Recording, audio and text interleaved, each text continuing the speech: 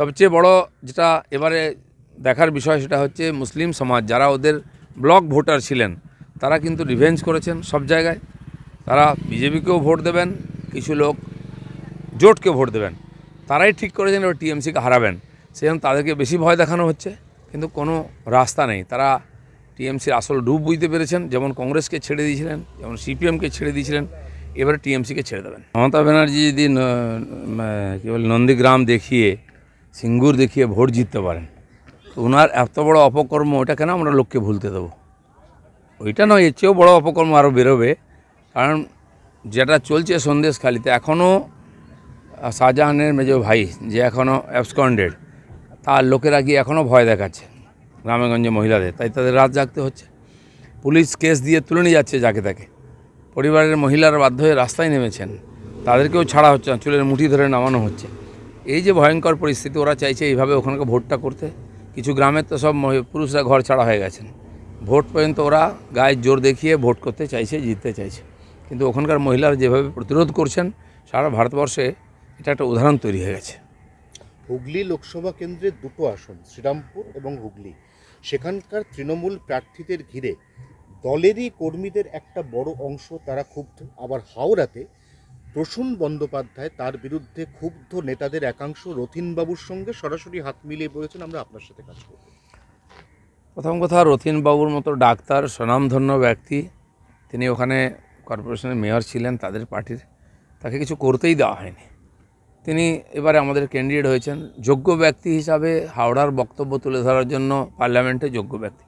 কিন্তু টিএমসি খালি ওখানে নয়, সব জায়গায় তাদের আর এমপিদের নিয়ে, তাদের ক্যান্ডিডেট নিয়ে ক্ষোভ আছে। কারণ ক্ষমতাশীল পার্টি আছে বলে তারা কিছু করেন না, অনেকে দেখতে পায় না, তাই অনেকের টিকিট কাটতে হয়েছে সিটিং এমপির। আর প্রশ্ন হচ্ছে যে বিজেপির এমপি কোথায়? বিজেপির এমপিরা লেগে আছে, পার্লামেন্টে আছে, এখানেও আছে, কিন্তু ওদের এমপিরা কোথায়? আমরা নয়, তাদের পার্টির লোকেরা আজকে প্রশ্ন তুলছেন, বিক্ষোভ দেখায়। এমনকি দেবের বিরুদ্ধেও বিক্ষোভ উঠেছে, কারণ তিনি ঘাটালেও যান না, তিনি পার্লামেন্টেও যান না। ঠিক একই কথা অভিষেক ব্যানার্জিও, তিনি যান না, সরকারি তন্ত্র দিয়ে যেটুকু কাজ করেন, সাধারণ মানুষের সঙ্গে কোনো সম্পর্ক থাকে না। কলকাতা আশপাশের সমস্ত এমপিদের একই ঘটনা, তাদের কর্মীদেরই খোঁজখবর নেন না। আজকে সুযোগ পেয়েছেন, তারা সেই প্রশ্ন তুলছেন। বদলা নয়, বদল চাই, একসময় এইটা ট্যাগলাইনটা উঠেছিল, কিন্তু এখন তো উল্টো সুর দেখছি, বলছে বদলার রাজনীতি। নন্দীগ্রামের সভামঞ্চ থেকে মমতা বন্দ্যোপাধ্যায় ডাইরেক্ট বদলা বলছে। মমতা ব্যানার্জি বলেন একরকম, করেন একরকম, চিরদিনই এরকম ওনার দ্বৈত চরিত্র। এখন সব হয়ে গেছে, মানুষ ভোট দিচ্ছে না, তাই ভয় দেখাচ্ছেন বলে। আমার ওখানে বর্ধমানে মন্তেশ্বর এলাকায় একজনকে খুন করা হয়েছে, বাকিদের ভয় দেখানো হচ্ছে। এখনও অলরেডি অনেক লোক ওই এলাকা ছেড়ে চলে গেছে, যারা আমাদের হয়ে কাজ করেছিল। তো এই ধরনের ভয়ের পরিবেশ আগের থেকে তৈরি করা হচ্ছে, যাতে ভোটটাকে প্রভাবিত করা যায়। কিন্তু আমি বলে দিচ্ছি, লোকে আর ঘুরেও টিএমসির দিকে তাকাবে না। যে মহিলাদেরকে 500 টাকা দিয়ে উনি কিনে নিয়েছেন, বলছেন 1000 টাকা দেবেন, তারা সবচেয়ে বেশি আজকে তার বিরুদ্ধে ভোট দিচ্ছেন, তারা সবচেয়ে বেশি বীতশ্রদ্ধ। কালকে মমতার পরে আজকে অভিষেক, শুভেন্দুর গড় বলে বারবার ওই জায়গাটাকে টার্গেট করা হচ্ছে, ওখান থেকে ভোট ছিনিয়ে নেওয়ার চেষ্টা। না, ওনারা যত যাবেন ভোট কমবে, কারণ ওনারা যে অত্যাচার করেছেন, যে ওখানে দুর্নীতি করেছেন, তার জবাব মানুষ দেবে। পূর্ব মেদিনীপুরের মানুষ খুবই সচেতন, শিক্ষিত, বুদ্ধিমান মানুষ, তারা ওইসবে আর শুনবেন না। খালি ওখানে নয়, জঙ্গলমহলেও আমি দেখেছি, বারবার যেতেন। বর্ধমানে 18 দিন মমতা ব্যানার্জি ছিলেন, কিন্তু একটা সিটও জিততে পারবেন না। দাদা, ডোমজুড় জুড়ে পড়ল পোস্টার কল্যাণ বন্দ্যোপাধ্যায় এবং কল্যাণ ঘোষের বিরুদ্ধে, সব জায়গায় 25,000-এর বেশি ভোটে হারবে। এমপিদের বিরুদ্ধে এবং নেতাদের বিরুদ্ধে, যারা স্থানীয় নেতা, সবচেয়ে বেশি অত্যাচার ওরা করেছে, টাকা তুলেছে, ভয় দেখিয়েছে, কেস দিয়েছে। সবচেয়ে বড় যেটা এবারে দেখার বিষয় সেটা হচ্ছে মুসলিম সমাজ যারা ওদের ব্লক ভোটার ছিলেন, তারা কিন্তু রিভেঞ্জ করেছেন সব জায়গায়। তারা বিজেপিকেও ভোট দেবেন, কিছু লোক জোটকে ভোট দেবেন। তারাই ঠিক করেছেন এবার টিএমসিকে হারাবেন, সেজন্য তাদেরকে বেশি ভয় দেখানো হচ্ছে, কিন্তু কোনো রাস্তা নেই। তারা টিএমসির আসল ডুব বুঝতে পেরেছেন, যেমন কংগ্রেসকে ছেড়ে দিয়েছিলেন, যেমন সিপিএমকে ছেড়ে দিয়েছিলেন, এবারে টিএমসিকে ছেড়ে দেবেন। রাজ্যপালের বিরুদ্ধে অল আউট অ্যাটাকে তৃণমূল কংগ্রেস, আজকে তৃণমূল ছাত্র যুবদের অপসারণ চেয়ে রাজভবন অভিযান। এই যে মক ফাইট ওরা করছে ফালতু ইস্যু নিয়ে, এটা লোকে টিএমসিকেই বিশ্বাস করে না, সেজন্য তার আন্দোলনের কোনো গুরুত্ব নেই। ঠিক একই জিনিস সন্দেশখালিতে দেখুন, কোনো পার্টি নেই, কিন্তু স্থানীয় মানুষ যেভাবে এই অন্যায়ের প্রতিবাদে রুখে দাঁড়িয়েছেন, বিশেষ করে মহিলারা, সারা ভারতবর্ষ তাকিয়ে আছে কী ধরনের আলোচনা চর্চা হচ্ছে বাংলা সম্বন্ধে, বসিরহাট সম্বন্ধে, সন্দেশখালি সম্বন্ধে, সারা ভারতবর্ষ, বিশ্বের মিডিয়াতে। এটা আমাদের কাছে খুবই লজ্জার, আমাদের মাথা নত করে দিয়েছে টিএমসি। রাজ্যপালের যে আসন, সেই আসনটা আপনার কি মনে হয় ওনার আপাতত পদত্যাগ করে তদন্তে সাহায্য? দেখুন, টিএমসি কেন, কংগ্রেসও এরকম করেছে, সুপ্রিম কোর্টের জজের বিরুদ্ধে ইমপিচমেন্ট প্রস্তাব নিয়ে এসছে, স্পিকারের বিরুদ্ধে। এরা এই পদগুলোকে একদিন কাজে লাগিয়েছে, যখন কাজে লাগাতে পারছে না তাকে বদনাম করছে, চেষ্টা করছে। রাষ্ট্রপতি, রাজ্যপাল, কাউকে এরা ছাড়েনি।